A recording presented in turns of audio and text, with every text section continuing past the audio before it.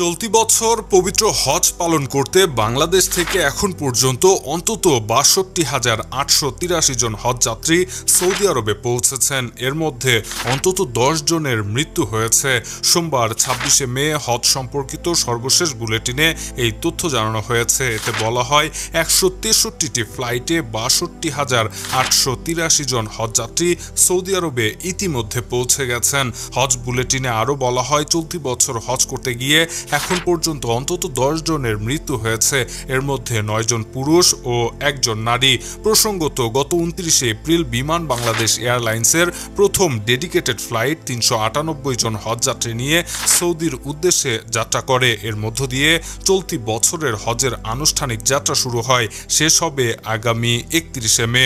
উল্লেখ্য, চলতি বছর বাংলাদেশ থেকে মোট ৮৭,১০০ জন হজযাত্রী সৌদি আরবে যাবেন হজ পালন করতে। এর মধ্যে ৫,২০০ জন সরকারি মাধ্যমে এবং বেসরকারি মাধ্যমে ৮১,৯০০ জন সৌদি আরবে যাবেন। চাঁদ দেখা সাপেক্ষে আগামী ৫ই জুন হজ অনুষ্ঠিত হতে পারে।